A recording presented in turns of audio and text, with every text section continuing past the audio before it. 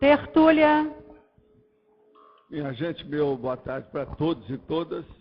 Hoje nós estamos aqui analisando o paradoxo da unidade dentro da paradoxologia, que é a condição de algo, ideia, construto, conceito, técnica, ato, realidade, objeto ou consim, quando isolada ou individualmente, ser mais relevante ou ter mais influência ao ser comparada com todas as outras múltiplas partes ou com as partes afins, aparentemente similares, despontando até mesmo contrário ao senso comum.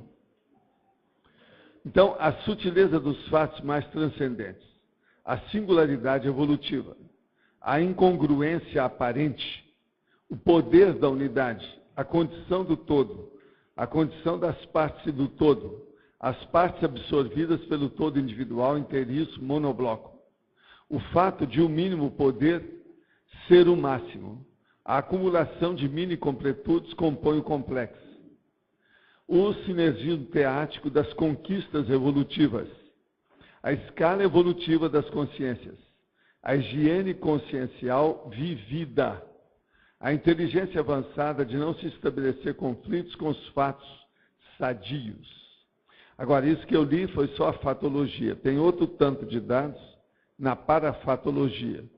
Tem uma série de logias e também tem uma caracterologia com 9 itens, que são fatos capazes de desencadear reflexões sobre a complexidade do paradoxo da unidade.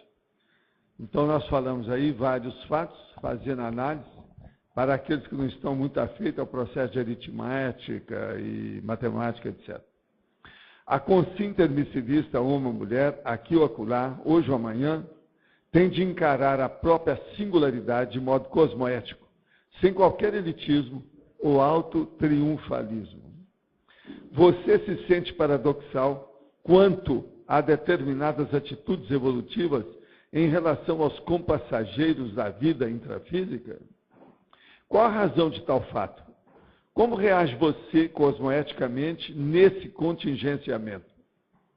Agora, eu quero dizer que esse verbete tem 3 páginas, 34 logias e 6 máximos.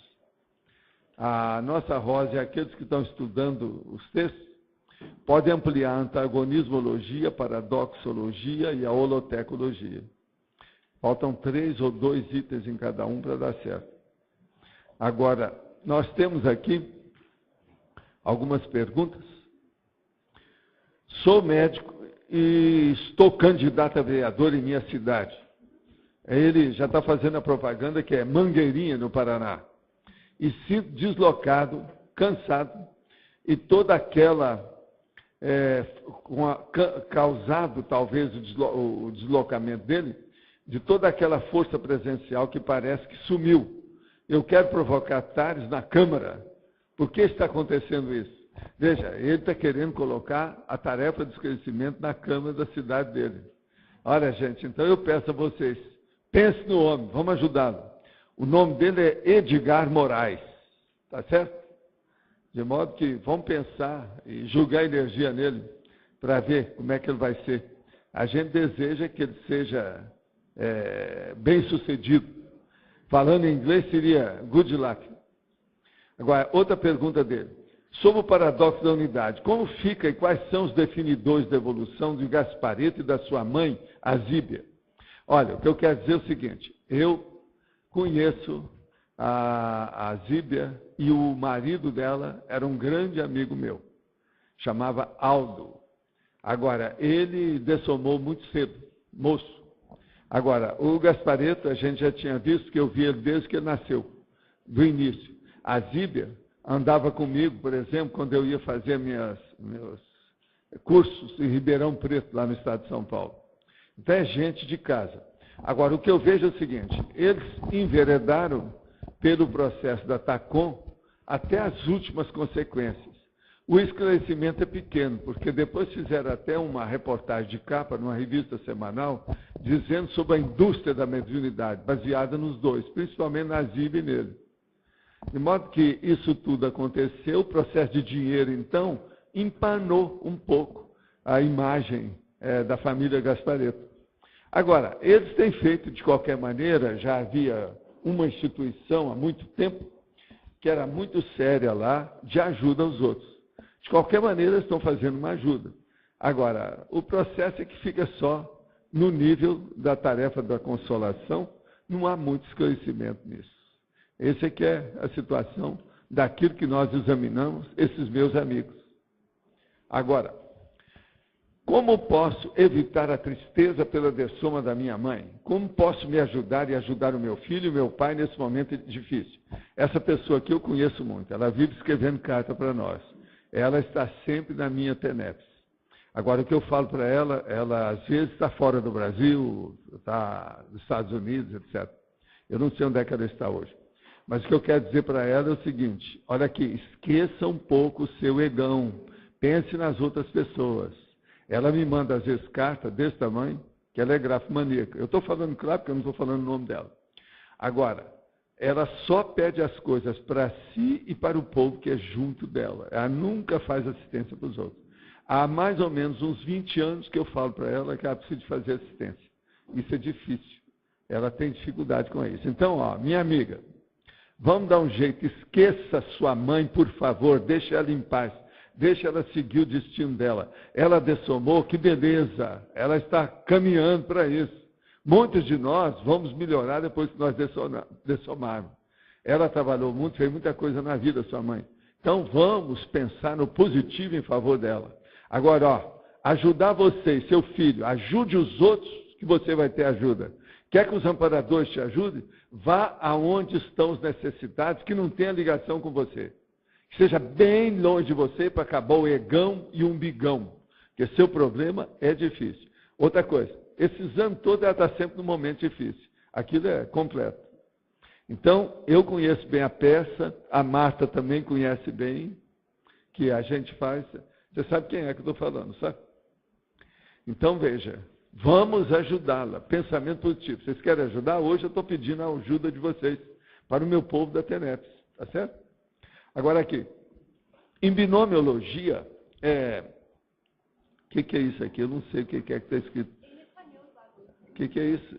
Cecil, seria esta a origem nova da ideia desse binômio oxímoro-paradoxo? Podia explicar para entendê-lo? Espera aí, deixa eu ver o que é isso. No binômio, vamos examinar o binômio. É tão fácil. Quando for assim, põe binômio tal, a gente fala. O binômio, oxímoro-paradoxo. O caso todo é o seguinte, a pessoa quer que a gente explique isso. Nós temos aí, seria bom ela ver um verbete que a gente trouxe sobre oxímoro, que alguns gostam de falar que é oxímoro. Mas eu falo sobre o processo oximorônico. Então, seria bom a pessoa ver esse verbete para ela ver o que é. E o de hoje, nós estamos estudando o processo que é do paradoxo. Então, ela compara um verbete com o outro que vai ficar mais claro para ela. Seria bom. Esse verbete já tem na internet. De modo que seria bom ela ver isso. Agora, ó, o oxímoro é totalmente diferente do que a gente chama de paradoxo. O paradoxo é uma aparente contradição. E o oxímoro é quando também tem uma certa, parece uma contradição, mas não é. É uma visão diferente de um viés do objeto sob análise. Então, isso aí seria bom ler mais, que é difícil estar explicando isso em poucas palavras, e aqui eu não tenho muito tempo para estar expondo. Hein? Pois é, o que eu estou falando, o verbete, que já tem na internet, eu já disse. Agora, ó, alguém aqui, eu falei sobre os druncoréticas, que são aquelas mulheres. Quem quiser ver, ó, tem uma das reportagens que eu falei que está aqui. Se alguém quiser, é só pegar e ver o que é. Olha a druncorética, o que é. Agora, ó, vocês têm uma ideia. Já ouviu falar nas meninas que abusam das bebidas alcoólicas e privam-se de qualquer tipo de comida? Conheço o assustador mundo das druncoréticas. Isso é do New York Times, tá? Pra vocês terem uma ideia. Isso aqui é a loucura total das... Pode pegar aqui. É a loucura total das consréus que estão aparecendo por aí. É a gestante bomba, são as mães que matam os filhos que matam a mãe e o pai. São essa turma aí que são as consréus que estão começando a chegar. Agora, hoje eu quero falar para vocês sobre a palestra gratuita Qual o seu propósito de vida, que foi feita pelo nosso professor Roche. Ontem eu estive lá e eu vi, na situação toda, tinha mais de 400 pessoas. Agora, o número de pessoas participantes que assinaram o livro foi 263. Foi um grande êxito nosso. Eu quero pedir aos professores de todas as ICs para tomar aquele espaço lá e de vez em quando fazer palestra lá, que vale a pena. A experiência foi positiva, ajudou muita gente, tinha gente de várias universidades lá dentro, várias etnias, houve pergunta, levantou a lebre sobre os assuntos. E outra coisa, tinha muita gente também nova que apareceu. Só de alunos novos aqui, na base dele, tinha 118. Para vocês terem uma ideia. Agora, tinha gente lá de vários lugares. CEEC tinha 48 pessoas, IPC 13, APEX 9, Unicim 9, a Sinvec 5, OIC 5, Comunicons 4, a IEC 3, Consim, isso aqui deve ser Consim, né? 3, Reaprendência 3, Intercamp 1. Agora, pré-IC da Assistenciologia, 1, até isso eles colocaram. Agora, tem os cadastros, o total das coisas todas, tem até umas fotos que tiraram aqui, ó, de todo o auditório, daquele monte de gente que estava lá. As mídias, a Foz TV, a Rádio Cultura, Rede Massa, SBT, a Rádio de Cascavel, CBN, e a entrevista no jornal Gazeta do Iguaçu. Tudo isso foi feito, houve uma tempestade publicitária sobre o assunto. O Loche saiu muito bem, estava bem acertada as coisas em matéria de, vamos dizer, didática, pedagogia, ele saiu muito bem, muito claro, fez exposição de vários casos para mostrar a realidade. Eu assisti praticamente quase tudo e gostei muito, foi muito bom. Eu sei que eu estou criando meus monstros e eu fico muito satisfeito com isso. Dentro da minha teratologia evolutiva, às vezes a gente acerta. De modo que viva a Apex. Agora, ó, quero saber quem é que vai ser o próximo ou a próxima professora a fazer isso lá. Gente, está tudo exposto, vale a pena, é gente nova. Pois é, e o shopping quer, o que vocês estão esperando? Que é desses professores aí, como é que é? Vão enfrentar o público ou não vão? Como é que é? Antes de escrever um artigo, a pessoa tem que fazer uma conferência. Antes de escrever o artigo, antes de escrever o livro, tem que fazer um artigo. Então, veja, uma coisa puxa a outra. Palestra ou conferência, artigo, curso, livro. Tá certo? Então, como é que é? Quem é que quer? Vocês querem saltar tudo e já escrever o livro, colocar na rua? Está errado. Depois, vai publicar o livro, como é que vocês vão enfrentar os leitores? Tem que começar. Olha, eu quero só dar uma lição nessa história séria. Quando o Paulo Coelho começou a aparecer, ele foi lá em casa. Valdo, eu vou te pedir para você me ajudar. Eu tenho que fazer uma palestra pública e eu estou tremendo com as pernas. Não dá para mim. Vai lá para você fazer um ambiente e melhorar as energias para mim no ambiente. E lá fui eu. Era no outro quarteirão da minha casa, em Ipanema, que ele ia fazer, naquele processo que tem lá do Ângelo Agostini, aquele centro cultural. Eu fui lá, fiquei com ele, até deslanchar para fazer uma palestra. Ele gosta de escrever, mas ele não gosta de falar. Entende? Agora, ele sempre confiou em mim, porque a gente aparecia na televisão junto, fazia dobradinha para defender certos pontos, tudo isso na televisão, programas que a gente fez, muitos juntos. Então, eu tive que ir lá. Então, veja, um cara que já tinha começado, já era um sucesso nessa ocasião, um livro dele, O Alquimista, e ele tinha medo de enfrentar o público. Vocês estão entendendo? Um outro. Tem um médico de efeito físico que fazia cirurgia de tudo quanto é jeito lá. Rubens de Faria Júnior. Na hora que ele quis dar umas aulas sobre energia, aquilo que ele sentia, ele foi atrás de mim no Instituto. Para a gente mostrar para ele como é que ficava e me pediu, me ajuda. Uma outra coisa, na Clínica Maxwell, há muitos anos, gente do Instituto foi lá comigo e sabe disso. Tinha lá os caras que eram toxicômanos e que eram cantores, compositores, artistas do Brasil. E tinha um que tinha que fazer um grande comício musical com um show em praça pública em São Paulo, na capital. Aí ele falou assim, Valdo, por favor, vá, fica comigo, fica atrás de mim para segurar a barra, que aí eu vou aguentar a barra. Agora, esse era bem doente. Estava envolvido com tóxico. Depois ele conseguiu escapar. Hoje eu nem sei como é que estão as coisas dele. Mas isso é da clínica Maxwell, de toxicômano, que era uma das maiores do Brasil na ocasião. Eles queriam me dar essa clínica para eu tomar conta dela, mas eu tinha que morar lá. E isso não dava, né? Como é que eu ia fazer minhas viagens, meus trabalhos, minha pesquisa, tudo isso não dava. Então, eles não queriam que eu colocasse uma pessoa para tomar conta e eu ir lá de vez em quando. Então, com isso eu não aceitei. Mas então vocês vejam, tudo é o processo da tremedeira, de vara verde e das pernas ficarem assim, e a pessoa arranjar várias coisas na cara, quando tem que enfrentar o público. Agora, enfrentar o público, a primeira coisa é seguir aquela orientação do Churchill. A hora que você viu aquele monte de gente assim, cada cabeça é uma abóbora. Então você está falando para uma plantação de abóbora. Cada cabeça é uma abóbora enorme. Se vocês quiserem, pode ser outras coisas, grandona, desse pode ser melancia, por exemplo. Então é todo mundo melancia. Está entendendo? E acabou. Faz conta que ninguém pensa. Aí você começa a falar, você desenvolve. Essa é a técnica inglesa. Tá bom? Só dar um complemento à importância da palestra, que durante o processo de divulgação essa semana, eu estava com a Adriana lá no Boulevard, a gente foi assistir um filme e aproveitou para divulgar lá também, né? E aí o responsável lá convidou para que a gente faça uma palestra dessa para os funcionários do Shopping Boulevard, que é o outro shopping, né? Lá dentro do cinema, em torno de 80 funcionários, mais o pessoal da rede hoteleira, porque eles não podem nesse horário. Você deve fazer isso logo.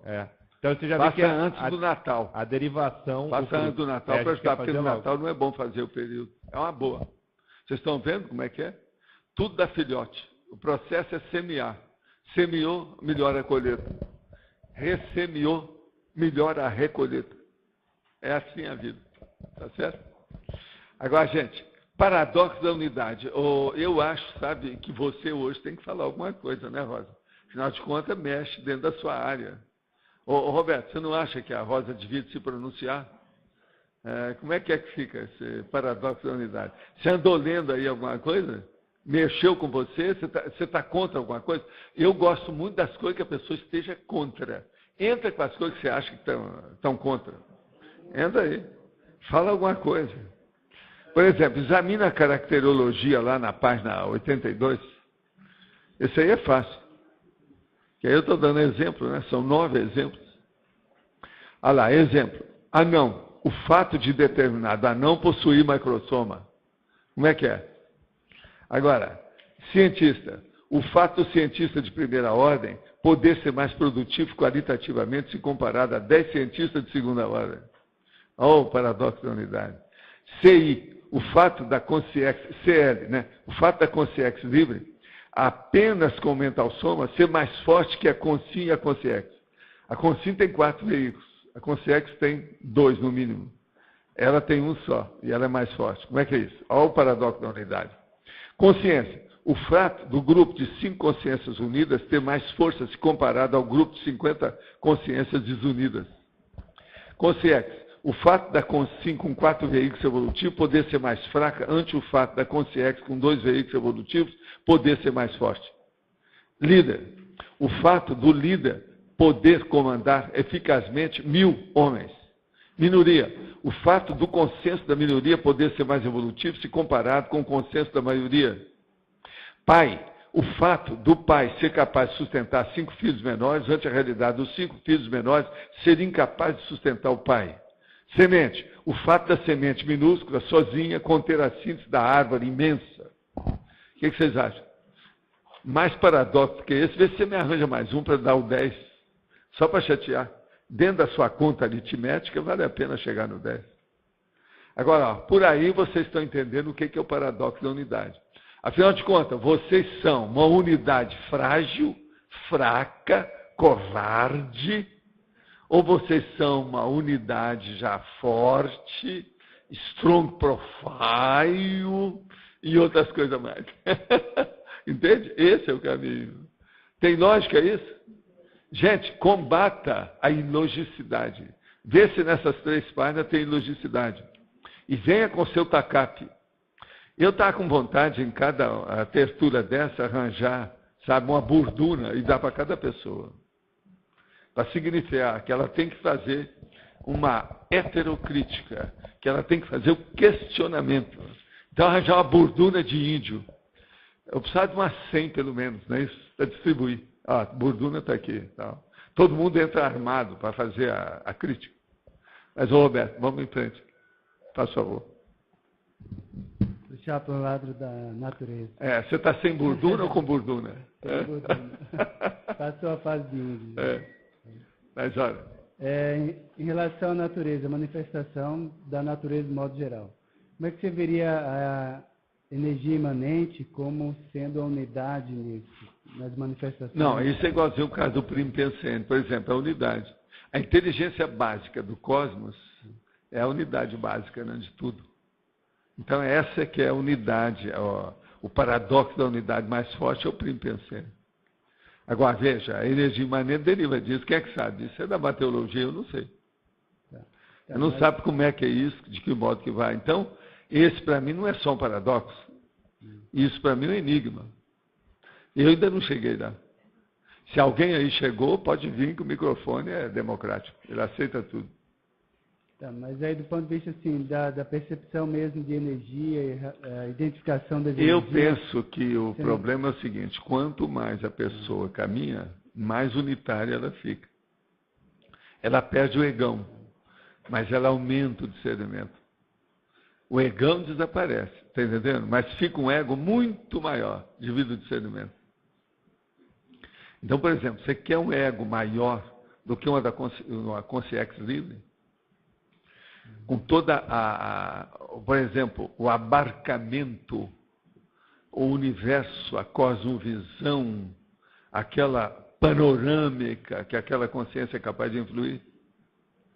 Então, veja, isso é o paradoxo da unidade. Então, por exemplo, eu acho que é o seguinte, isso é aquela conversa do rapaz, quando eu era rapazinho, menino, ele me ensinando as coisas. Ele falou assim, Valdo, você pega um traque, ou acende um fósforo, é uma coisa. Agora, você pega trinitroluol, nitroglicerina, e faz uma bomba, é maior. Agora, depois você tem uma bomba atômica, é muito maior do que isso. Então, as pessoas têm essa potência. Então, é por isso que eu falo, você é de pó de traque? Ou você já é uma bombinha, ou você já é uma bomba atômica. Por exemplo, uma consciência livre é uma bomba atômica de paz, pacificadora. Então ela esparrama a paz na explosão dela. A explosão de quê? De discernimento.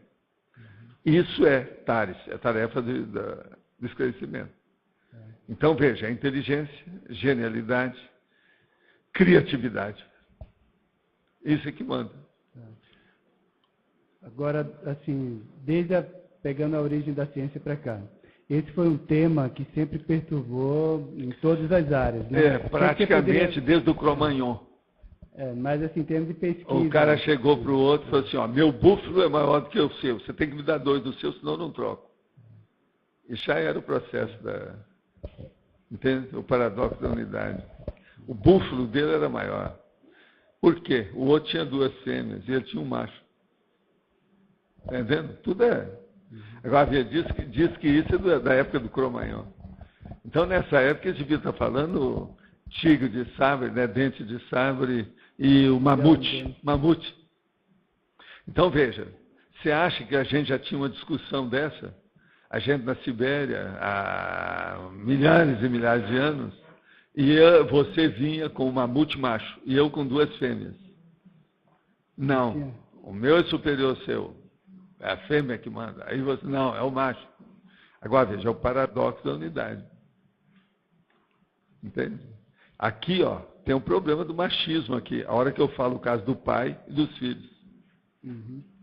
É um fato. Então, esse processo, isso é da antiguidade, né? Ainda vai longe ainda. Paradoxo da unidade. Por exemplo, a questão da física, né? Até hoje eles se perturbam com a questão qual que é a força unitária dentro da... A coisa mais séria da ciência convencional aí, da materiológica, é o termo singularidade. A hora que tem uma coisa que é enigma, que eles não sabem, não, isso é a singularidade. É uma saída, né? É igualzinho os médicos antigamente não sabiam nada do que é. Não, isso é um processo pitiático. Isso é histeria. Quando não sabia, tudo é histeria. Você está entendendo? Foi no acaso A singularidade é isso. também. Eu aqui, por exemplo, eu tenho uma saída para essa também, né? O meu é a materiologia. Mateologia. Mas veja, eu estou falando de uma ciência bem diferente da medicina e do resto da turma da materiologia. Eu falo uma ciência. Materiologia, negócio sério. Não foi eu que criei, isso já existia. Eu já peguei o bonde andando. Mas é o mais inteligente. Não, isso é um processo mateológico. Acabou. E é mesmo. Agora, antigamente eles chamavam que era um mistério. Outros falavam que era o ocultismo, oculto. Hoje o nome que se usa na ciência materiológica é enigma. Então, veja, é enigmático. Agora, às vezes, a unidade paradoxal é super enigmática. Mas do ponto de vista pragmático, assim, prático, que a gente pode aplicar. Você vê essas 9 que eu dei aqui, ó, que dá uma boa ideia para a pessoa. Tá. Escuta, se nós pegarmos aqui nessa sala, deve ter quase 100 pessoas aqui hoje, não tem? Tem mais, 100 pessoas. Tem mais. Tem mais de 100. Então, vê, 100 pessoas estão aqui. Se você pegar, cada um aqui deve ter uma singularidade específica que os 99, os outros, não têm. Exato. É assim que é a consciência. É assim que é a consciência poliédrica. Então, há um viés, uma faceta, um lado da pessoa que é só específico dela. Agora, por exemplo, o ideal é a pessoa estudar a autoconscienciometria para ver o que ela tem de singular. É refinamento conscienciométrico. Isso aí. Agora, veja, vai ter gente aqui que às vezes tem 2, 3 singularidades. E o pior, a pessoa às vezes nem está sabendo disso. Que é o poliedro mesmo. Então, vamos examinar vocês. O que é que vocês têm de bom?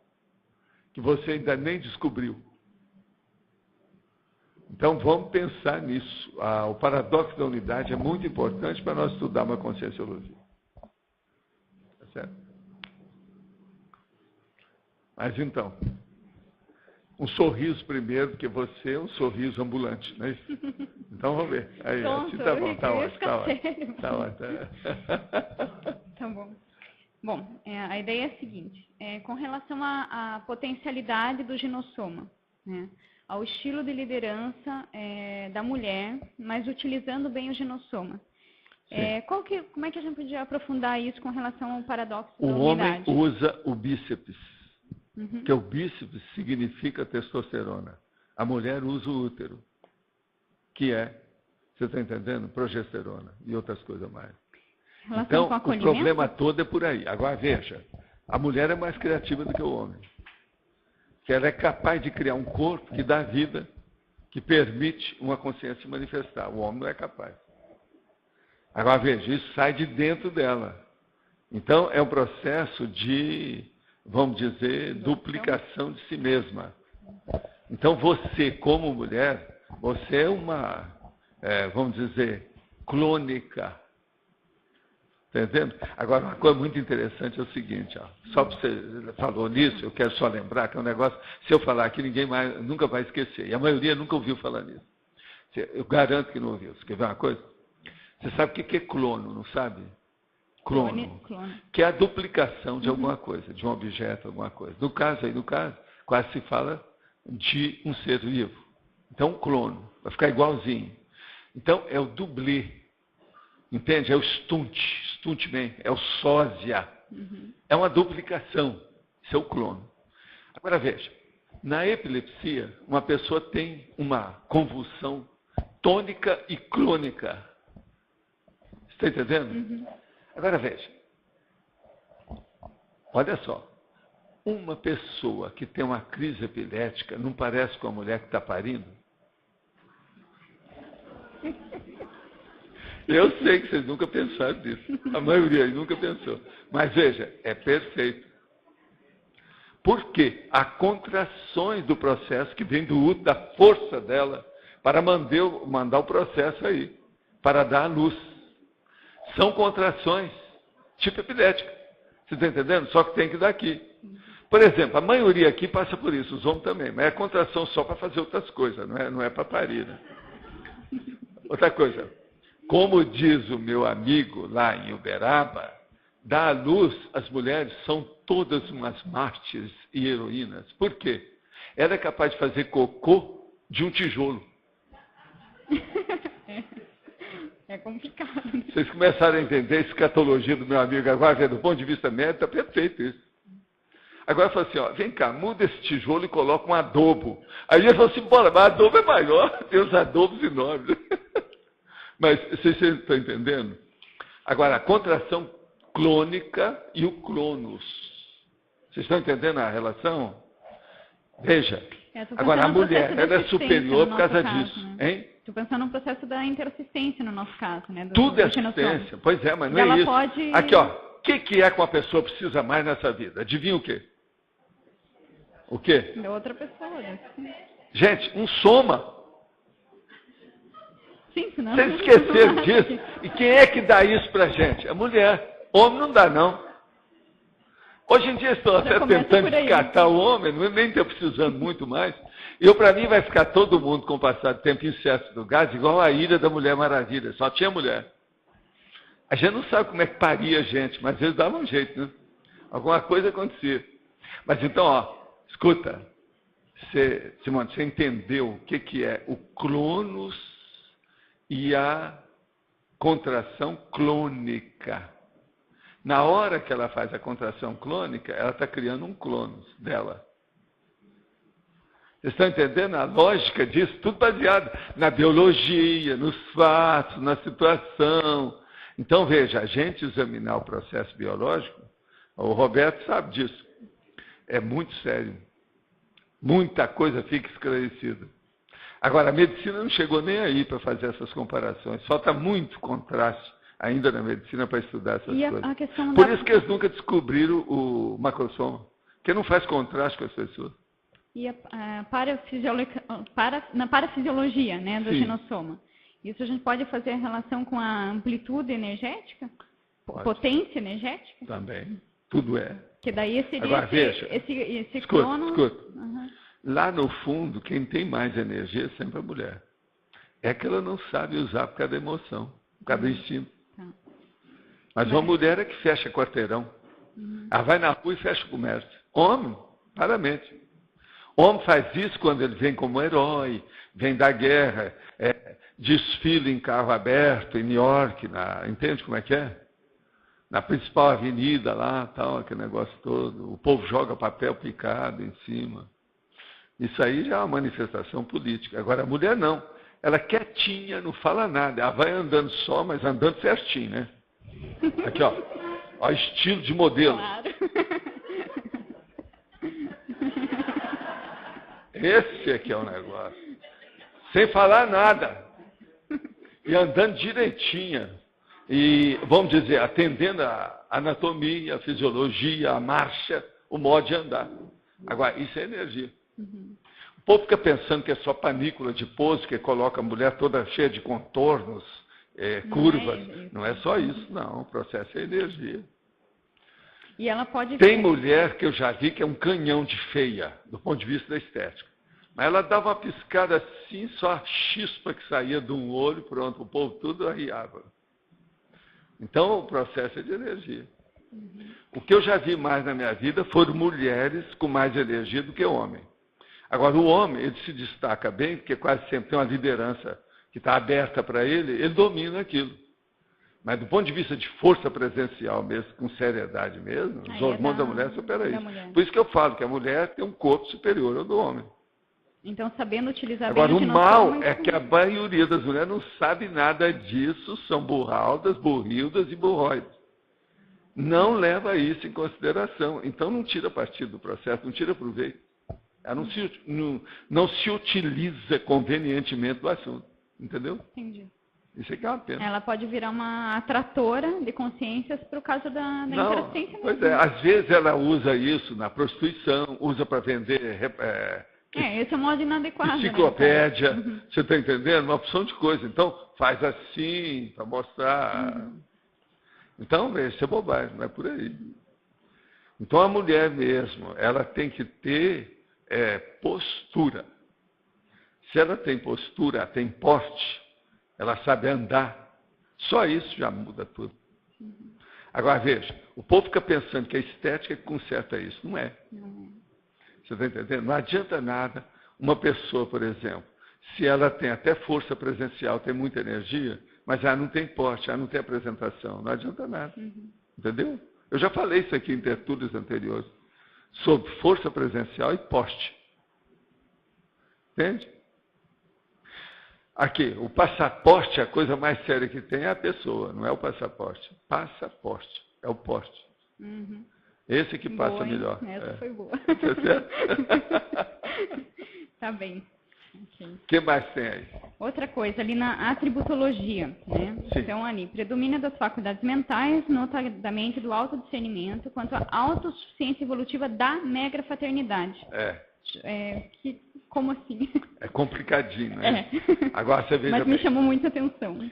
A megafraternidade é uma coisa que nós estamos caminhando. Ninguém sabe se isso vai demorar séculos ou milênios, mas o caminho é esse.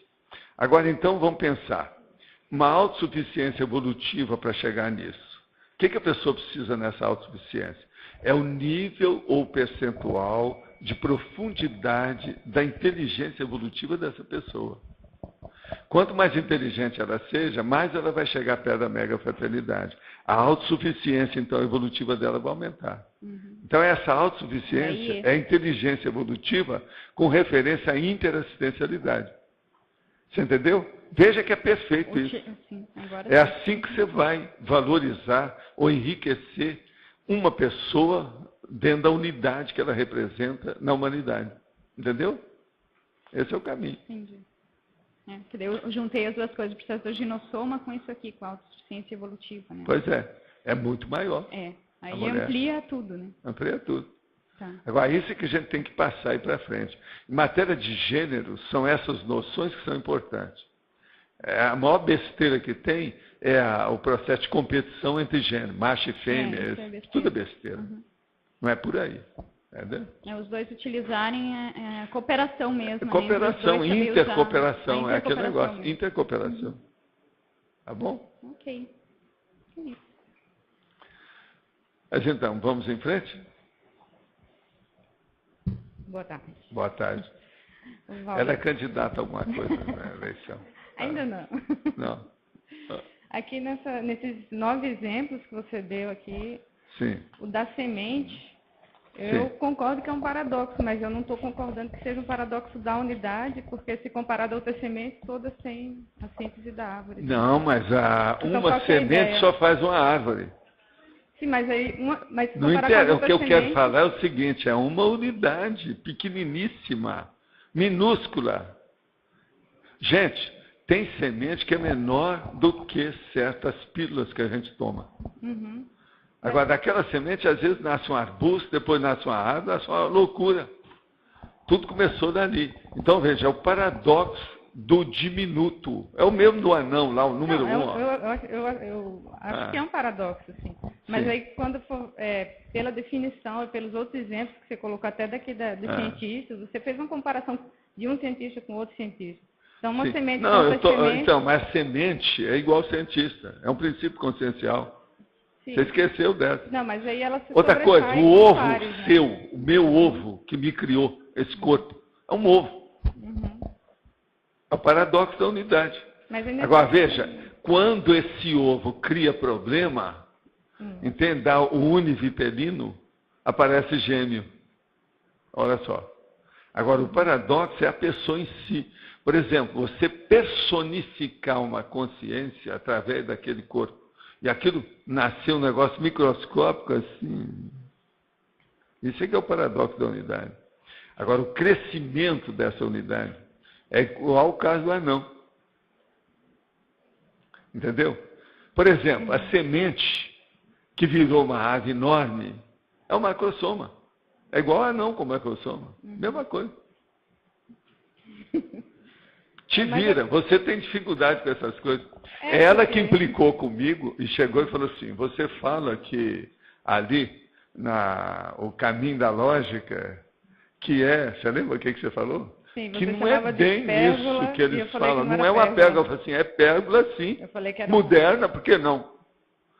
Agora veja, ela quer que seja tudo bonitinho, que é o negócio do erro lógico, ela não admite nada que extrapole. Não, porque a pérgola, ela tem uma... Ela é aquilo ali, tem aquelas Sei, mas linhas paralelas, veja, ali é uma mas laje. não interessa, mas é pérgola. Só porque eu estou usando outro material, a vovozinha. Não, mas pode ter de Entendeu? pérgola de alvenaria, Agora, mas veja, aquela não é não. nós não usamos só pérgola. Não, não é só a pérgola clássica, é outra. Uhum. Agora, vem conta, você vai ser sempre assim? Você nunca vai ter criatividade para pôr nas coisas dos outros? Quer dizer, amanhã, se você tiver 5 filhos, todos eles vão chamar João.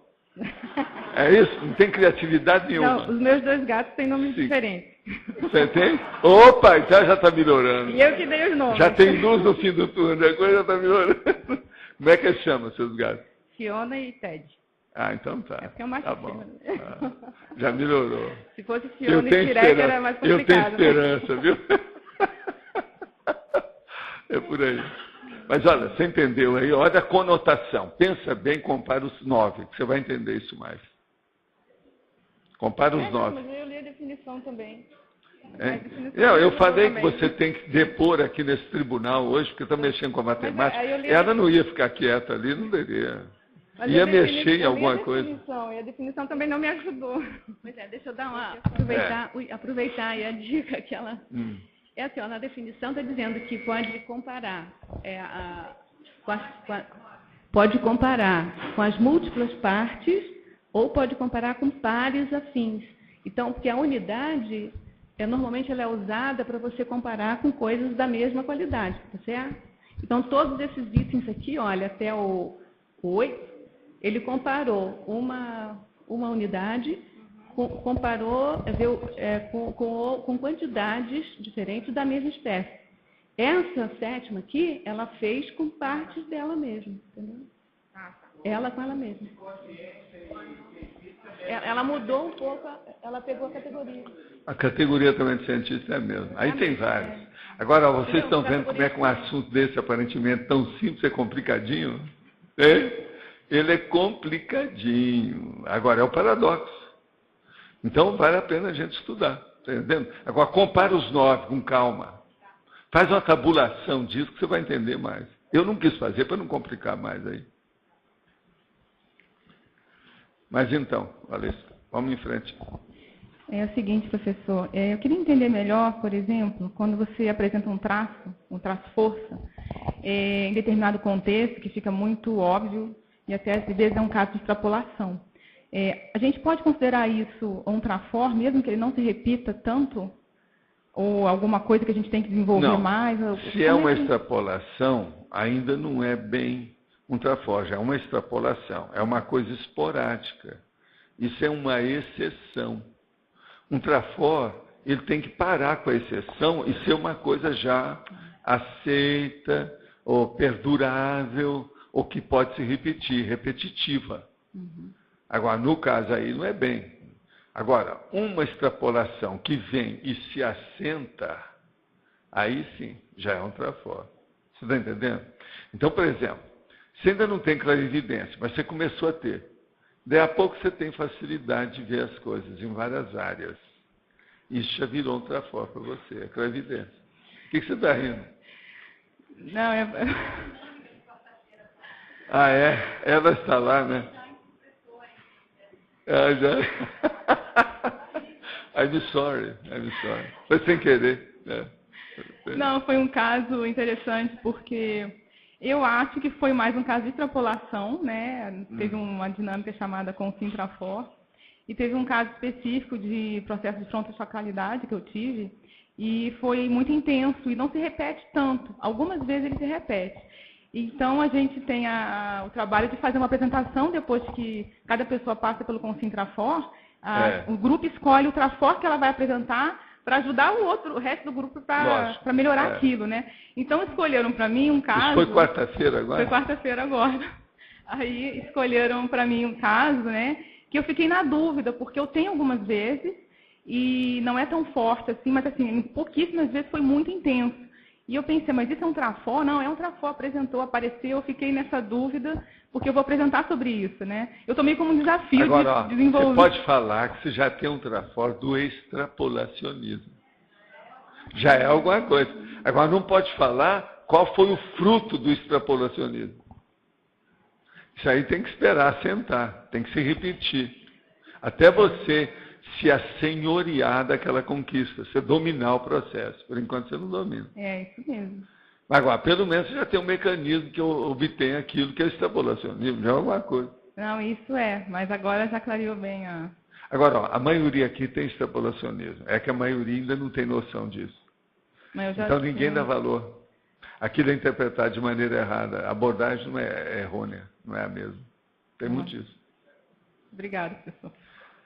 Mas então, chefe, vamos em frente. Então, professor, uma das perguntas era justamente sobre isso. O fato de uma extrapolação parapsíquica, por exemplo, ultrapassar centenas de outras vivências em qualidade ou em efeitos de recim, ele demonstra também a questão do paradoxo, né, da unidade. Seria um exemplo, né? Tá. Agora, extrapolacionismo é algo que a gente tem que estudar mais. Isso é muito novo. Desde o século XIX, teve gente que insinuava, às vezes, uma coisa ou outra dessa. Existe até aquele processo da análise e interpretação dos fenômenos concomitantes, que às vezes entra o processo, que é o after effects, entende? O efeito posterior, imediato da coisa.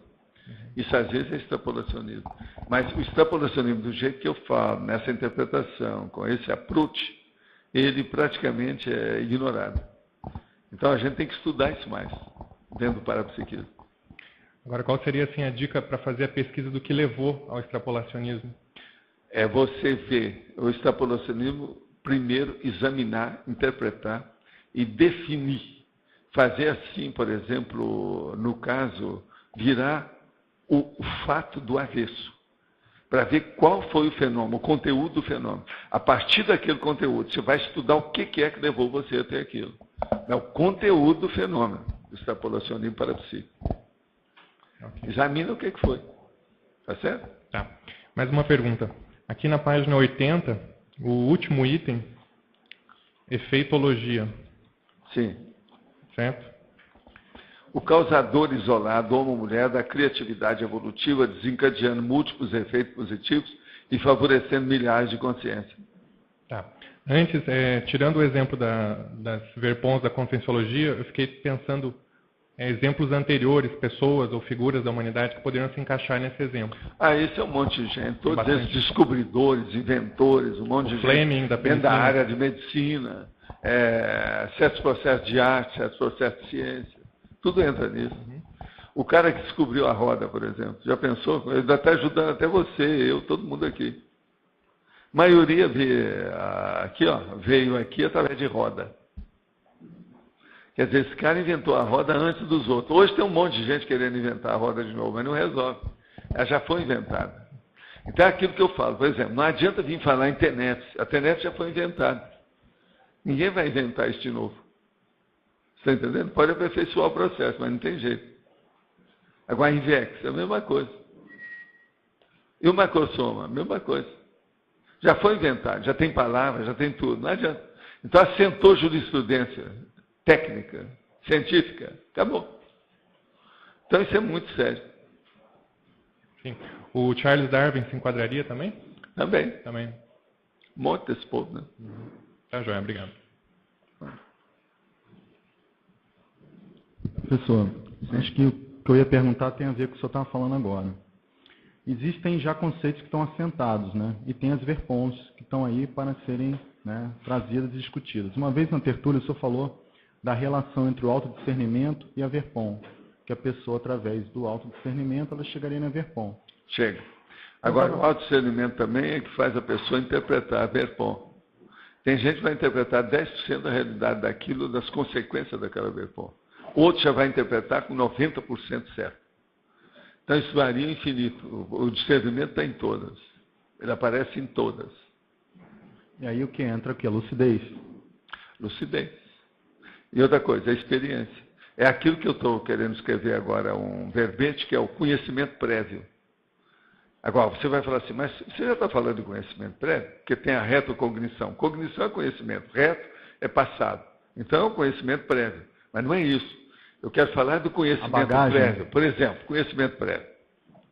Eu chego aqui, pego um jornal, e aí está falando assim, o Bill Gates acaba de apresentar alguma coisa dentro da fundação de assistência dele. Não precisa explicar muito, você às vezes nem vai ler aquilo, você já sabe tudo que diz respeito ao Bill Gates, com a fundação dele, você já leu muito sobre aquilo. Esse é um conhecimento prévio. Agora veja, isso é uma das elaborações de pensamento mais sofisticadas que tem. Você mexe com um monte de condições do cérebro para chegar nisso, dentro da neurociência. Então eu quero expor justamente esse processo de conhecimento prévio. Uma consciência mais evoluída do que a outra, pelo volume e a qualificação e a quantidade, é lógico, o volume, a qualidade do volume do conhecimento prévio dela. É a bagagem dela, né? É a bagagem dela, está entendendo? Agora, esse conhecimento prévio, se você tem mais noção, a gente precisa chamar a atenção para isso. Para a pessoa ver o tanto de conhecimento que ela tem. Então, por exemplo, a gente fala nos anarfas, né? O analfabeto, o apedeuta, aquele que não sabe muita coisa. Mas veja, não existe analfabeto a rigor. Sempre ele sabe alguma coisa muito séria. Sempre ele tem um conhecimento prévio muito sério. Para ele chegar aqui no século XXI, no terceiro milênio, aqui conosco, e ter um corpo mais ou menos igual a esse nosso, é muito conhecimento prévio que levou essa pessoa a ficar isso. Porque ele não é mais lesma, entendeu o que quer dizer?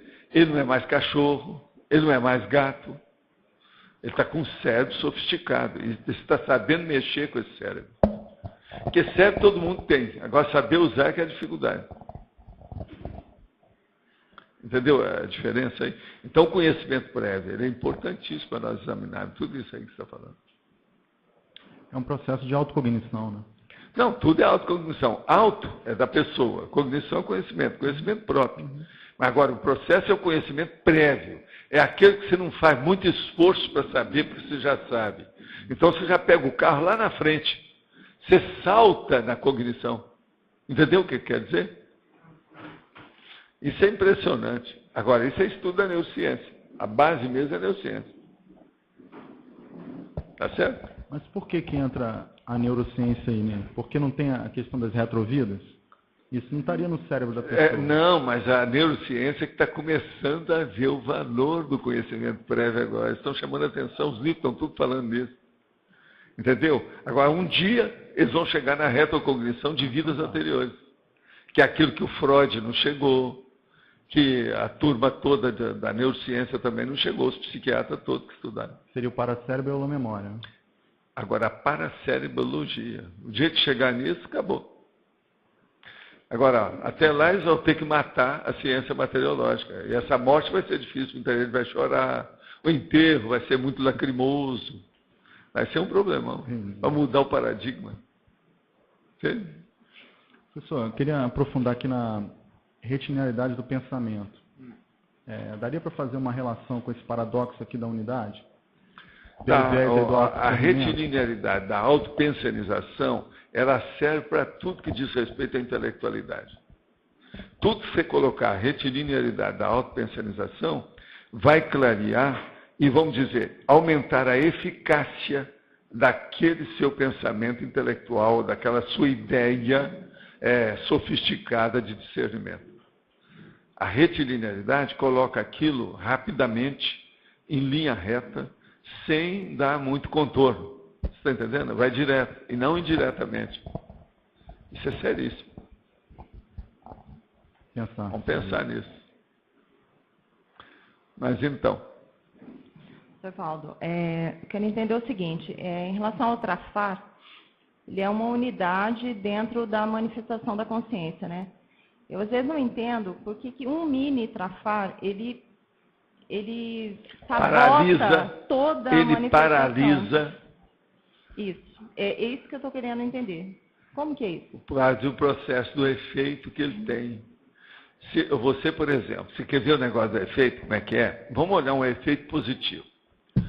Uma carreta chegou com um monte de toneladas e foi passar debaixo do viaduto lá em São Paulo. Na hora que passou, engastalhou, porque o cara calculou mal a metragem da altura do viaduto e aquilo engastalhou. Não tinha jeito de sair, nem para trás, nem para frente. Aí vem os técnicos tudo para ver o que ia fazer. Quebra a carga, quebra o viaduto, nós temos que desimpedir o trânsito. Aí o menino chegou lá e falou assim, vocês são burros, hein, ô? É só esvaziar os pneus. Você entendeu, não? Preciso explicar mais? Entendi. Agora, é um garoto que fez isso. Isso é baseado em fato real. Isso aconteceu. Não foi bem em São Paulo, mas aconteceu. Entendeu? Quer dizer, vale a pena a gente ver os efeitos também. Então, veja, pequenino, mas resolve. Pílula de vida do Dr. Ross. Tá. Não é fácil. Tá. Eu estou tomando uns remédios que as pilulinhas são desse tamanho, mas são terríveis. São miligramas. Você sabe, a maioria das dragas que vocês tomam é 10 miligramas, 25 miligramas, 50 miligramas, 100 miligramas. Agora, tem uns que derrubam qualquer um. Você toma uma coisa, você come um frango inteiro e toma só aquilo. O frango não faz o efeito daquilo. Que o negócio te derruba. Então, veja, como é que fica? Nós temos que dar valor para isso. Esse é que é o paradoxo da unidade. Agora, quando a gente fala em unidade, você tem que falar quase sempre em volume. Não tem saída. Por isso que eu comparei aqui uma opção de coisa. Volume, a quantidade, a expressão, sabe? A cosvisão da situação. Isso entra no processo da unidade. Por exemplo, a maior unidade viva que existe no mundo, você sabe que é um fungo, né? Ele tem quilômetros de tamanho, de distância, de comprimento. É um fungo. Como é que é possível isso? Eles descobriram o negócio. Agora, o fungo, se trazer, ele é maior que o CAEC. Todo esse período aí. Você colocando um fungo aqui dentro, ele ocupa o CAEC inteiro. Tudo que tem. Como é que é isso? Isso aqui é unidade. Por isso que eu estou falando, negócio de volume, às vezes é uma coisa muito séria. Tem que levar isso em consideração. Devido o quê? Devido nós estarmos numa dimensão física, crítica, palpável, concreta, material, eletrônica, o elétron. Entende? Obrigada. Tá certo? Agora, gente, nós temos aqui outras perguntas. Olha, eu queria aí que levantasse aqui o nosso Djalma Pastorello, parece que ele está aqui, está? Vamos dar umas palmadas para ele, que ele aí...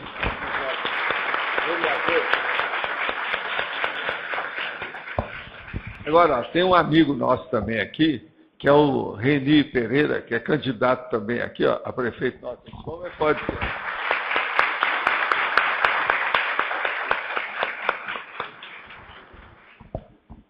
Esses dois aí estão empenhados nessa próxima eleição. Não é igual ao nosso amigo Sérgio, que vem aqui falar e que cumprimenta todo mundo como se estivesse fazendo a campanha política. Né? Esses são reais, tá? Vocês ficam sabendo. É gente boa de Foz. Agora, gente, aqui sobre o processo das perguntas. Na exemplologia, penúltimo parágrafo da segunda página, quais trafores a consciência deve desenvolver para ultrapassar o paradoxo da unidade instintiva, praticando o paradoxo da unidade autoconsciente? Olha, o caso todo, aqui nós temos que examinar o que falamos sobre a exemplologia. Paradoxo da unidade instintivo. Então, é o instintivo. Quem ainda gera conflitos interconscienciais com o próprio autoconhecimento. Paradoxo da unidade, do ponto de vista autoconsciente. Quem emprega o autoconhecimento de modo passivo, compreensivo e interassistencial com mega fraternidade. Então, veja, uma situação muito séria do paradoxo nesse caso é o processo da lucidez. Por isso, é muito importante nós estudarmos o paradoxo da unidade para ampliar a nossa lucidez. É isso que eu quero chamar a atenção. Para desenvolver, é estudar o problema da unidade e o processo do paradoxo, a paradoxologia com o processo unitário. Com isso, nós vamos ultrapassar a condição instintiva para chegar na autoconsciência disso. O que eu quero é chamar a atenção para isso. O meu amigo aí, é só pensar nisso. Agora, a ideia de uma mini peça consciencial poder contribuir e fazer a diferença em todo o maxi-mecanismo aproxima-se desse conceito do paradoxo de unidade? Olha, está perfeito. Você estudou tudo, está certinho, é isso mesmo. Quer dizer, a mini peça dentro do maxi-mecanismo é justamente o paradoxo da unidade. Porque uma mini peça dentro de um maxi-mecanismo, vocês já pensaram uma porca desse tamanhozinho, dentro de um mecanismo do tamanho dessa sala? E ela é um elemento importante ali dentro. Agora veja, olha só o coração. O coração é um músculo cardíaco, é uma máquina. Você sabe, se dá um problema numa vênula ou numa arteríola, cria um problema que pode matar a pessoa. Uma coisinha tão insignificante. Agora, se as pessoas hoje levarem pelos esses aparelhos modernos da cardiologia e ver, por exemplo, shunts e as coisas todas que tem, a hora que coloca um contraste, que a pessoa vê aquilo, a pessoa fica sem dormir à noite. Por isso que tem médicos cardiologistas que estão sofrendo com os aparelhos deles. Que eles olham o coração dos outros e fazem, bola, meu coração está nisso nesse instante. De novo, de novo, de novo, de novo, de novo. Aí vem, tum-tum, tum-tum, tum-tum, tum-tum. O cara fica doido.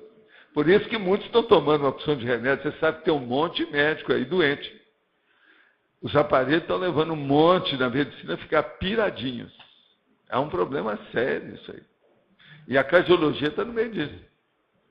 Agora, ó, eu mesmo falei com meus colegas lá em Belo Horizonte, que eu estava olhando uns mais avançados, falei assim, não mostra essas coisas para paciente não, porque senão o cara vai ficar impressionado com aquilo, ele vai morrer da cura. Entende? Então você vê, tudo é um processo minúsculo. No caso, praticamente quase que microscópico. Agora, hoje já é possível ver isso na televisão, o negócio funcionando, seu coração lá, e você vê por dentro, que é autoscopia, no caso, a heteroscopia. Você se vê por dentro, você ficou transparente. As máquinas estão deixando todo mundo transparente. Então, não adianta dizer que o cara não tem coração. Ele vai ver o coração, as artérias, as veias, o sangue que entra, o sangue que sai. Isso é terrível. Agora, já teve colega meu lá, cardiologista, que falou que realmente tem casos desses que não pode mostrar para o paciente, não. Eles ficam impressionados. Aquilo piora em vez de ajudar. E eu até expliquei, por exemplo, já desde a década de 60, quando a gente fazia certos casos, que já a turma lá era muito doente no interior, dentro da minha clínica gratuita, aquele negócio todo, então tinha muito caso de tuberculose. A gente evitava mostrar uma radiografia com aquele buraco no pulmão da pessoa, que era a caverna da tuberculose. Por quê? Ele fixava aquilo na cabeça, aquilo fixava o processo, ficava muito mais difícil de combater a caverna dele, devido às energias e o olo pensante dele. A mesma coisa eu falei agora com os médicos lá em Belo Horizonte. Olha, evita isso. Senão a pessoa fica muito impressionada com o negócio, em vez de ajudar, vai piorar tudo. Tudo isso o que é? É o processo minúsculo da unidade da situação. Nós temos que pensar nisso. Tá certo? Mas então, voltando ao paradoxo. Voltando. Eu estava falando aqui com o Igor, né, sobre essa condição do extrapolacionismo, e até relacionando isso com os traços fortes, né? E a gente estava pensando, quer dizer, uma ideia que eu também já tinha, sobre, por exemplo, é um indicador de trafores que, por exemplo, se você chega num ponto, mesmo através de um extrapolacionismo, significa que você tem aquela propensão, não é isso? Então, é um indicador de trafores que da você sua pode... vocação, da sua vocação. No isso. caso parapsíquico, a sua vocação parapsíquica. Isso. Ele é positivíssimo. Isso. Perfeito. Agora, o problema todo, Valesca, é a pessoa ter autoconsciência disso. A maioria dos casos que nós trazemos aqui, um dos problemas mais sérios que tem é a pessoa que não tem autoconsciência daquilo que a gente está falando. É se ter autoconsciência daquele tema, daquele assunto, daquilo que está sendo pesquisado. Porque nesse caso aí, é o máximo. Foi uma sincronicidade, porque eu tinha uma certa autoconsciência dessas coisas, mas trouxe com uma força agora que me deu uma autoconsciência maior. Agora, então, a turma lá está entendendo o que é extrapolacionismo, tá? Seria bom vocês baterem nessa tecla e explicar bem para expor. Vem cá, eu já não trouxe alguma coisa sobre isso em alguns verbetes? Pois é. Vamos pegar isso aí sério. Agora, debate o processo. Aquilo que não entender depois, traz para uma tertúlia que a gente vai procurar esclarecer mais. Agora, o problema que nós estamos estudando com o extrapolacionismo é uma coisa mais avançada, que é o extrapolacionismo parapsíquico. Esse que é o mais sério. Pois é. Foi. E é esse que eu entrei na onda dela, a hora que eu falei aqui o negócio. Pois é. Tudo é extrapolacionismo. Agora, eu sou veterano nisso, você é caloura. Welcome to the club. Quer dizer, você está chegando. Bem-vindo. Entendi. Bem-vinda. Eu queria fazer uma outra pergunta também sobre a questão da singularidade. Né? Dentro do trafor, né, quer dizer, singularidade no caso, traforista. Né? É uma busca de assim, na verdade, querer entender o megatrafor, né? E eu sei que um dos caminhos é a questão da singularidade. Mas eu queria assim, um pouco mais de variáveis, né? Que caminhos que a gente toma. Eu sei que a gente vai vendo coisas que a gente tem, que se repetem e que outras pessoas não têm tanto. Mas tem, assim, Olha, as outra variáveis ideia que você pode colocar que nisso auto-organização, prioridade e não esquecer nunca, não julgar para escanteio o autodiscernimento. Agora, aí vai entrar o critério da pessoa, está entendendo?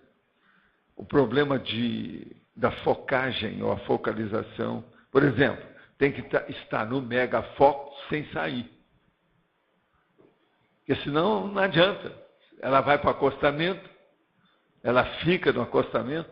Até o Roche ontem à noite falou em acostamento lá. Entende? Isso é muito sério. A pessoa não pode se situar no acostamento e ficar lá. Isso não resolve. Ela saiu da pista principal. Então, aquele encaminhamento sério, prioritário, que é a base de tudo, ela se perdeu. Então, a focagem, o megafoco, não pode ser descartado. Esse megafoco é, no caso, nos trabalhos que a consciência vai realizando. É o conteúdo né? do fenômeno. Você esqueceu dessa, que eu falei aqui antes, aí, ó, sobre o conteúdo do fenômeno.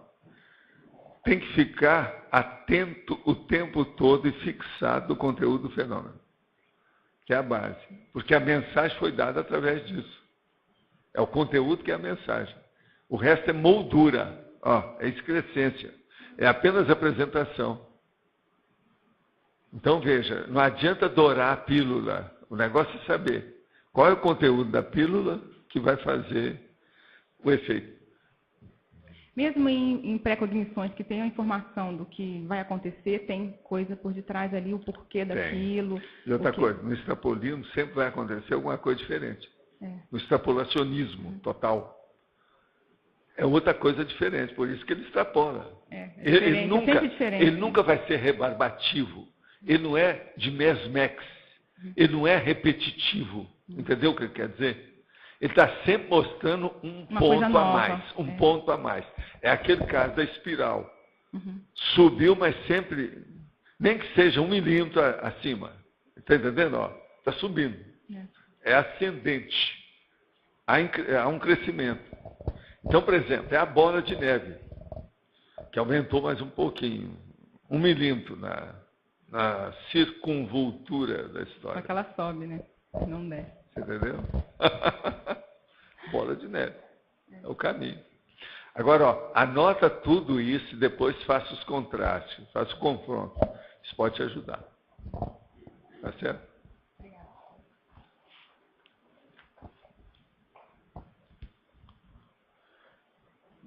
Ela está me falando que aqui eu estava falando sobre 100 pessoas, aqui tem 140 pessoas que assinaram o livro, fora aquelas que não assinaram. Eu quero lembrar para vocês que eu nunca assino o livro, tá certo? Então eu já sou um, então 141. Às vezes o povo me esquece, né? Eu também sou gente, querido. Mas olha, o que é que falta para a gente esclarecer aqui no caso?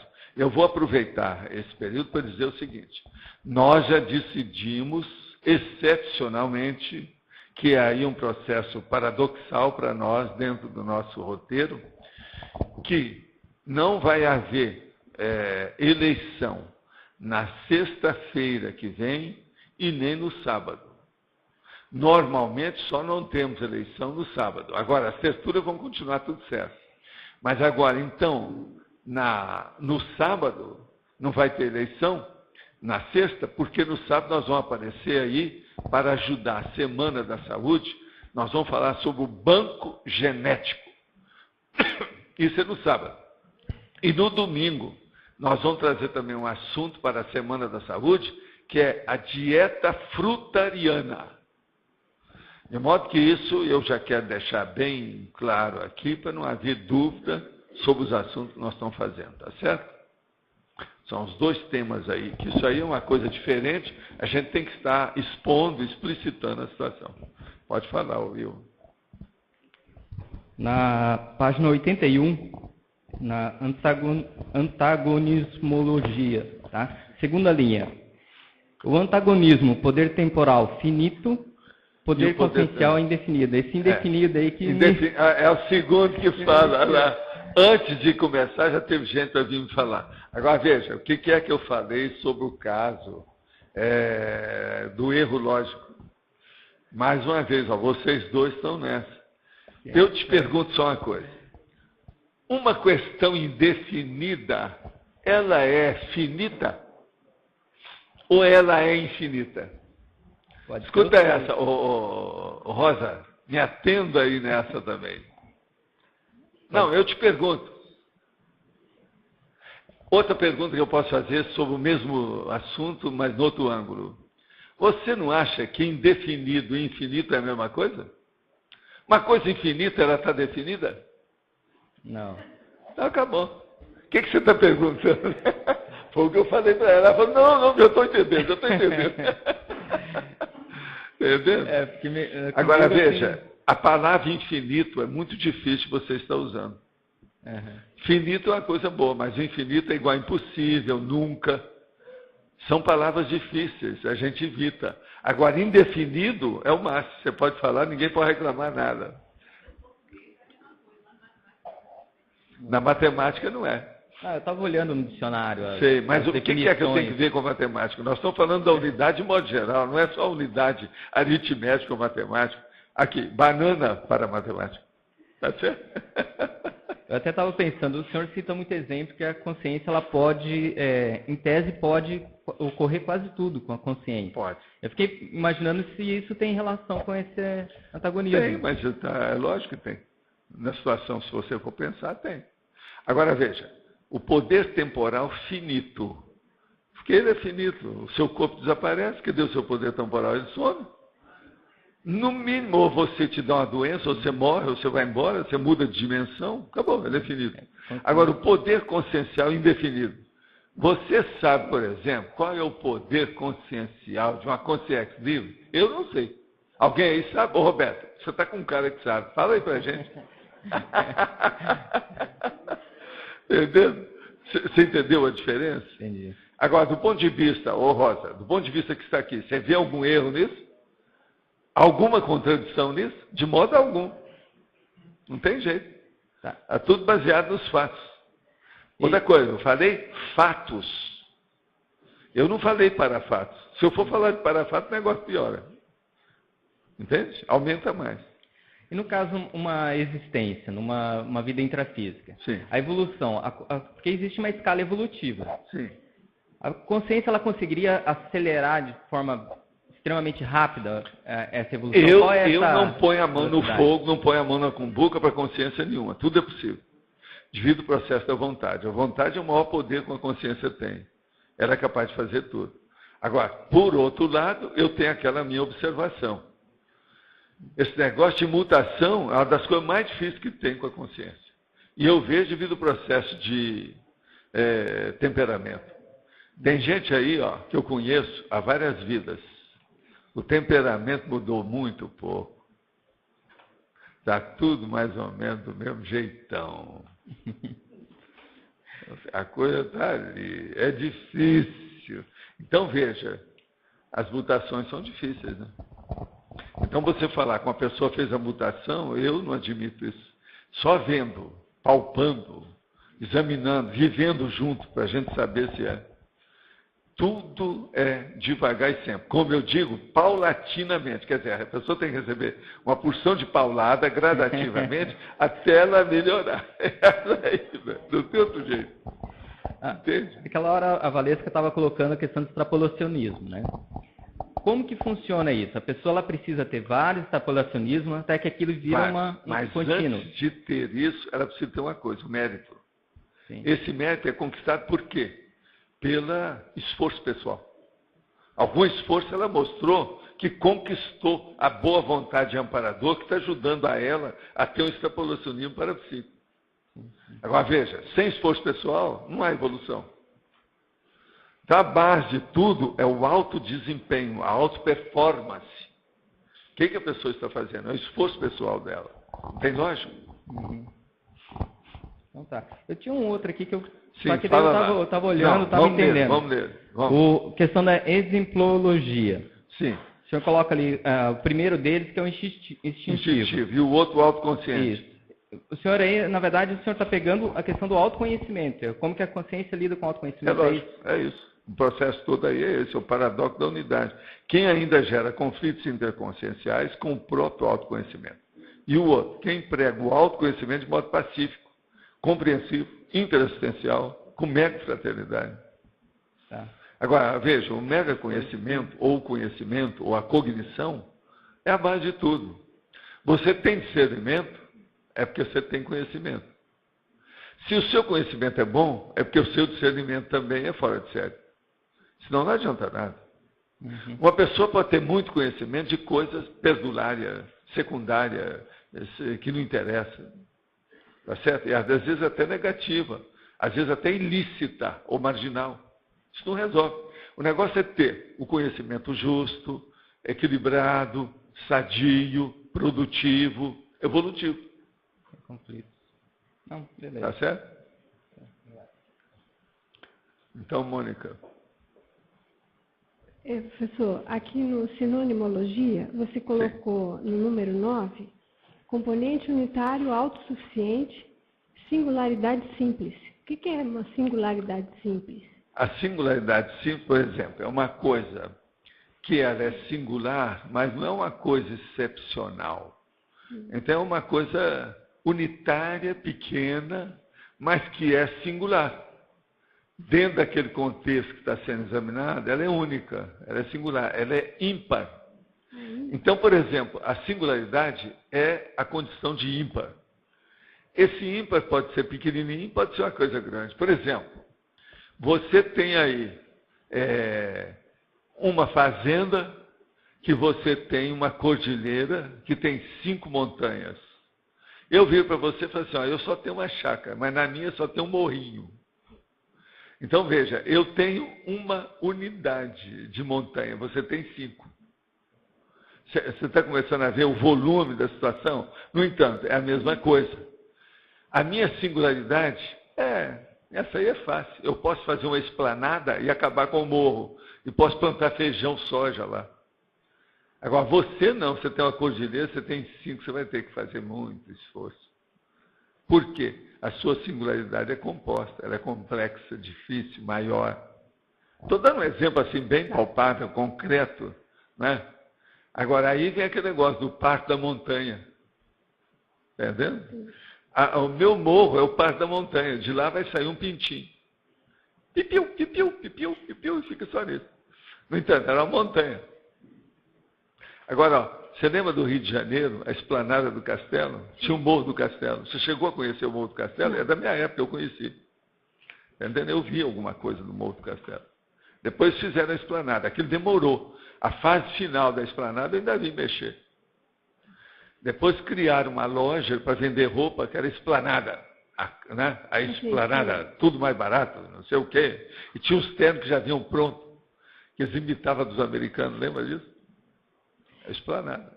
Aqui, você colocou que o tema ele é neutro, né? Sim. Na sinonimologia, você considerou a maioria assim como se fosse positivo. É o que eu sempre faço. Tá.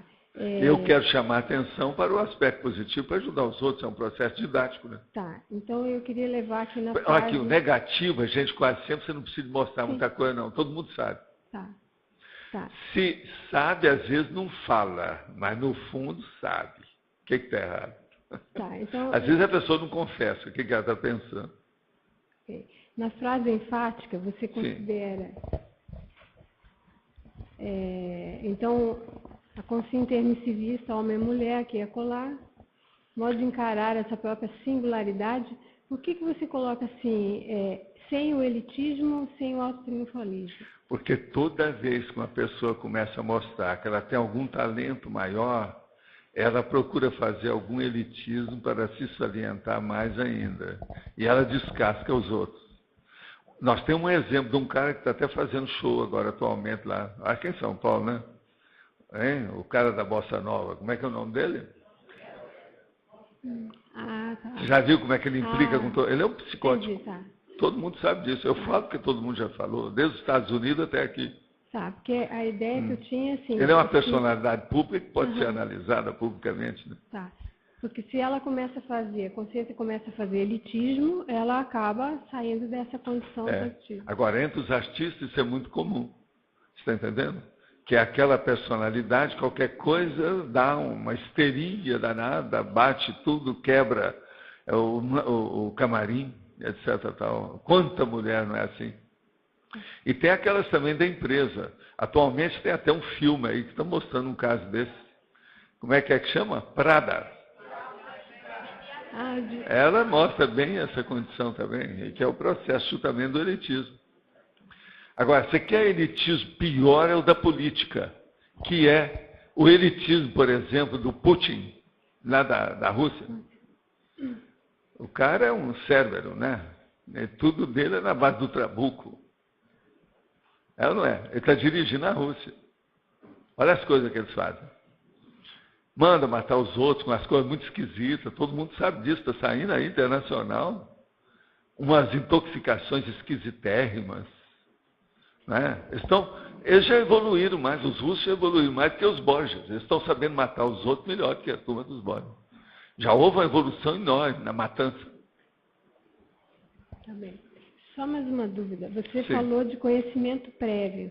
Aí eu pensei, conhecimento prévio não tem relação com ideia inata? Não tem com a também vivência? Tem, mas não é só isso. Não é só isso. Não, eu sei que não é só por isso. Por exemplo, a ideia inata, ela vem com você, muito bem. Mas chega aqui, por exemplo, na vida anterior não tinha nada de computação, na sua vida anterior. Não tinha nada de computação. Você chegou agora, aprendeu a opção de coisa. Então, a hora que eles vão falar sobre um determinado arquivo, ou um programa novo que apareceu, ou um software, você já sabe o que é. Não precisa de estar aí lendo, nem nada. Não, eu já sei que isso aí vai dar assim, assim, assim, assim. Entende?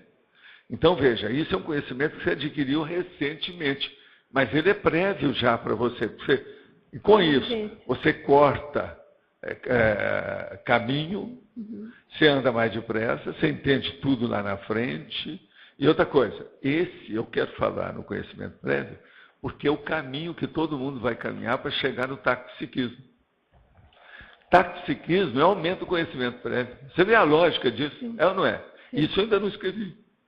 Eu nunca falei sobre conhecimento prévio. Eu já falei muito sobre retrocognição, que até um certo ponto é sinônimo. Mas não é bem assim, né? É uma nuance, é um viés da realidade. Tá bem. Tá certo? Okay, obrigada. Mas então, Natália, vamos em frente. Professor, olha, eu queria te falar uma coisa. O Locha te agradeceu o trabalho seu? Sim. Se não fosse o seu trabalho, não teria o êxito do trabalho dele ontem lá. Muita coisa devido lá à apresentação da Conscienciologia que você faz. Você que tem trabalhado mais lá. Então eu falei com ela, preciso agradecer a Natália, porque ela que é o pé de boi dessa história. Eu não falei pé de vaca, não. Falei pé de boi. Tá certo? Tinha várias também... Vocês estão entendendo, né? Que foi lá, a meu ver, o que ajudou mais não foi só a promoção que eles fizeram disso, não. É o problema de estar mostrando a Conscienciologia dia e noite, há quantos meses? Desde que o shopping abriu. Mas então... Não, que também tinha vários voluntários da Expo também ajudando em todo o evento. Né? Então tá bom. Bacana. A exposição lá é fora de série. Mas e daí, Natália? Eu queria saber mais na parafatologia, na segunda linha de embaixo para cima, a interassistencialidade anônima serenológica. É do serenão, por exemplo. Mas interassistencialidade? Como é que é isso? É interassistencialidade, sim. Porque ninguém está sabendo o que é que está se passando. Mas está havendo uma assistência. Faz? Não, porque toda vez que você faz assistência para alguém, você está fazendo para você. Quem dá é quem recebe. Está entendendo? Quem dá é o primeiro a receber. Mas para mim fica difícil imaginar o jeito do serenão, ou seja, como que fica essa Não, mas o serenão está virando consciência livre. Ele está sempre recebendo. Uma outra coisa, uma gota de água potável no oceano ajuda o oceano. Tá certo? Pensa nisso, que é o processo da unidade. A gota d'água é a unidade do oceano. E mais uma. Na fatologia, sim, a primeira, a sutileza dos fatos mais transcendentes. Sim. Como que a gente pega essas? Por exemplo, uma aparição. Como? Uma aparição de uma consciência a você. Ela fica praticamente materializada na sua frente. Pode ter uma opção de gente aí que não está vendo nada, e você viu. Então, há uma transcendência nesse fenômeno muito grande que diz respeito a você. Mas aí não perderia a sutileza? E às vezes uma consciência consegue sintonizar só um paracérebro. Pode ter 1000 aqui, ó, só um que vai ver. Está fixado nele. Entende como é que é? Então, a transcendência são essas sutilezas. Estou mostrando uma sutileza, um viés da história. Entendeu? Uma vertente da manifestação fenomênica. Agora, por isso que é transcendente. Transcende a vida comum, essa nossa dimensão, as condições do trivial de todo dia. É diferente. Transcendente. Entendeu? Mas para pegar as sutilezas, a sutileza é você estudar isso e passar um pente fino. Entende? Pentear com pente fino. Usar o micrótomo, microscópio, a laser. Entende? É o jeito. Obrigada. Esse é o caminho. Professor, Roberto. Na questão da cosmovisão, esse dia eu estava lendo um texto, o senhor falou lá do ponteiro consciencial, é paradoxal, fulcro único, em N setores de atuação. Sim. Então, você sempre tem um foco, mas no processo tem que colocar esse ponteiro em tudo. Como que a pessoa não se perde nisso? A gente sabe que isso é um problema para não evitar... Se perde vida contra a estabilidade, que eu estava falando também, sobre a ciência. É o confronto. Uma coisa, Roberto. Você viu uma pessoa que está com a cosvisão. O que é a cosvisão? É um conjunto de monovisões. Isso. A hora que ele soma isso tudo, dá uma cosvisão. Então, veja, é um processo singular que se torna plural. É aí que você vai começar a interpretar a situação. Pensa nisso. Da singularidade para a pluralidade. Então, vai da unidade para o conjunto, para o todo. Da parte para o todo. Agora, é isso aí que vem. Os paradoxos, eles acabam aparecendo. Não tem jeito de fugir. Paradoxo sempre vai acontecer. Agora, o que é duro nisso tudo é que há pessoas que não querem admitir muito que o menor seja o maior. Isso é que cria o problema. Agora, veja, na questão da liderança, todo cara muito baixinho, eles falam que é o baixinho invocado, principalmente se ele é um líder. É o caso de Napoleão. Entende? É aquilo que o sargento lá no tiro de guerra. Ô, você aí que está sentado, levanta! É o baixinho, quer dizer, porque ele é anão, ele é mais baixo que a média. Então, você veja, isso já cria um problemão para a pessoa com a situação, tudo que tem aquela condição, entendeu como é que é? De modo que estude por aí. Agora, ó, nunca esqueça de estudar a cosvisão, que você vem estudando há muito tempo, não deixa de lado a monovisão. Ou, se você quiser, a microvisão, a menor, que ela é a unidade da outra. Exato. Pensa por aí. As coisas vão ficar mais claras.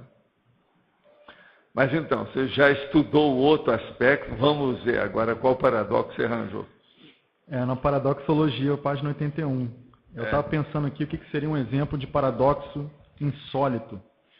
Eu pensei no caso do reurbanizador. Você pensou bem.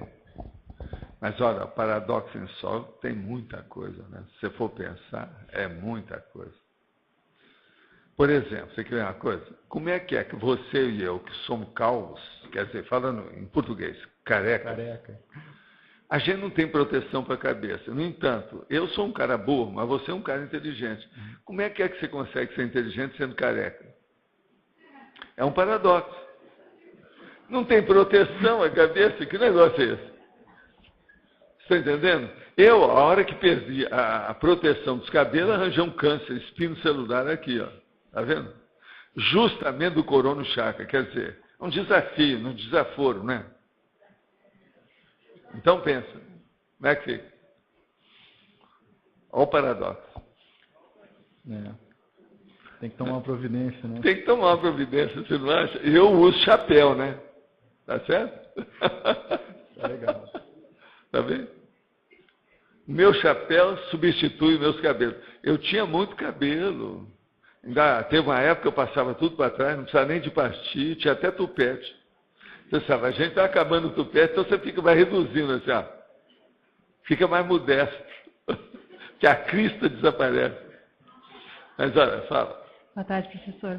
O senhor poderia estabelecer uma correlação entre o Matra Pensene e as singularidades pessoais? Sim. O caso todo é o seguinte. Para uma pessoa alcançar o Mater Pensene, que seja singular, é das coisas mais difíceis que tem. Por exemplo, um Mater Pensene, que seria o máximo para você ser singular, seria o da serenidade. Já pensou a Fafá serena? Eu acho que é uma coisa que vai demorar um bocado. Uma mudança de temperamento. Ou o Valdo totalmente sereno, também é uma coisa difícil. Ou a Rosa totalmente serena. Agora, ó, eu não falei da Laura. Tá certo? Então você veja, a serenologia do serenão é uma singularidade estupenda, insólita, paradoxal. É ou não é? Seria uma mudança séria de temperamento, né? Pois é. Aí é por isso que eu falo que é o último que a gente conquista. Deve ter alguma Agora a gente vai acelerada. acertando tudo por fora. Até que aquilo vem. Vai chegar um tempo que assim, agora é só o temperamento. Vamos trabalhar com ele. Aí também a pessoa já está dominando a energia, já está fazendo muita assistência, já tem um discernimento permanente sobre as coisas. Há um pré-conhecimento enriquecidíssimo, super rico. Isso tudo muda, né? Sim. Professor, mais uma pergunta. Sobre os cursos intermissivos. Como é feita essa pré-seleção dos grupos? Ela é baseada no Matra Pensene, nos trafores? Como é que é feita essa seleção de grupo? Nos objetivos o problema é o saldo da ficha. O saldo da ficha é a última coisa, é a última rácio. É o NEC plus ultra. É o saldo da ficha. Correto. Aqui, ó, o que a pessoa vale é o saldo da ficha dela neste momento evolutivo. Dentro desses grupos que estão aprovados, digamos assim, para fazer o curso intermissivo, certo. Existe mesmo assim uma seletividade, uma separação de acordo com o quê? Com os Tem, objetivos? né? Não, mas os afins se atraem. Eles vêm pelo saldo da pessoa que mexe naquela linha de conhecimento, todo mundo vai ficar junto. Linha de conhecimento, tá. Porque todo mundo tem contato. Agora, você já pensou quanta gente do curso intermissivo que não queria conversar com os outros para mostrar, para atualizar sua foca? Então, como é que foi com você? E outro, não, como é que foi com você? Você está entendendo? Então, o problema de intercâmbio de impressões é uma loucura. Agora, por exemplo, aqueles que já estavam mais evoluídos, tudo ia na base da telepatia. Já o outro não, perdia as estribeiras, falava demais. Até assentar a poeira para a pessoa ver o que se passou. É a vida, né? Gente, nós temos aqui. Em paradoxologia, poderia aprofundar o paradoxo do líder? Sim. O problema todo, nós estávamos falando agora de paradoxo. Sei. Mas agora o processo todo é o seguinte. O problema do líder é a gente pensar. Como é que uma pessoa, ela pode pensar para 1000 outras? Ela pode decidir para 1000 outras. Isso é um paradoxo. Por quê? É apenas um cérebro que pensa para 1000 outros cérebros e determina, às vezes, o destino de um monte de gente. Então, o processo de liderança é uma das coisas mais difíceis na Terra.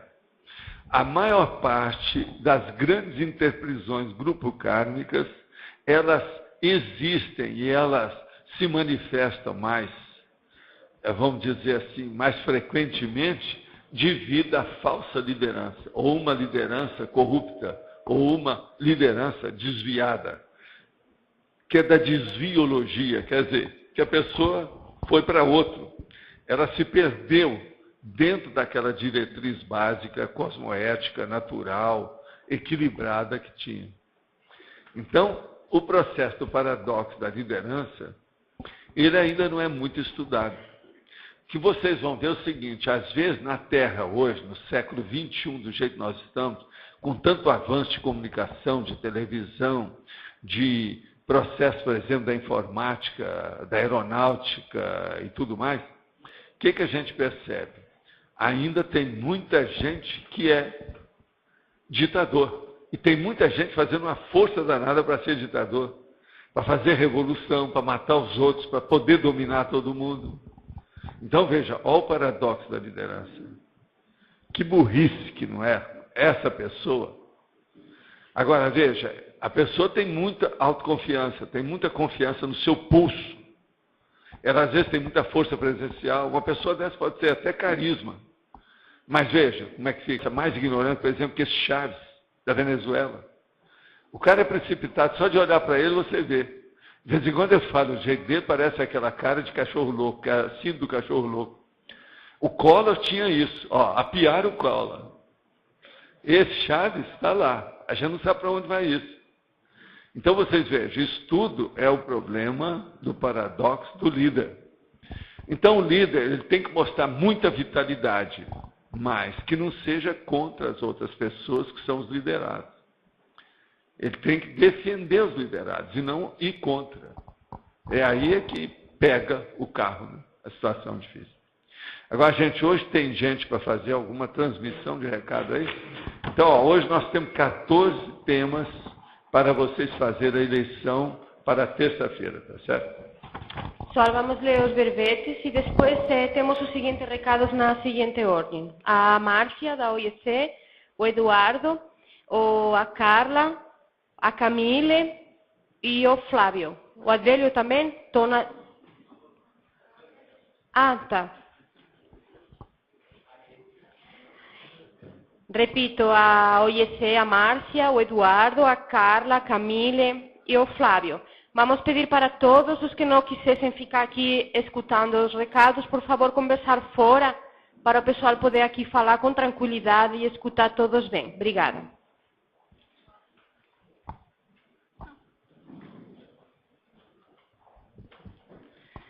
Verbetes novos. Banco de Leite Humano. Nível desenvolvimental. Princípio coloquial. Técnica da cesta. Verbetes antigos. Antimodelo. Banco da Salvação. Banco de Esperma. Complemento da descrenciologia. Desintermediação. Interesse transempresarial. Legislogia. Minimorexis. Presumibilidade. Refinamento formal.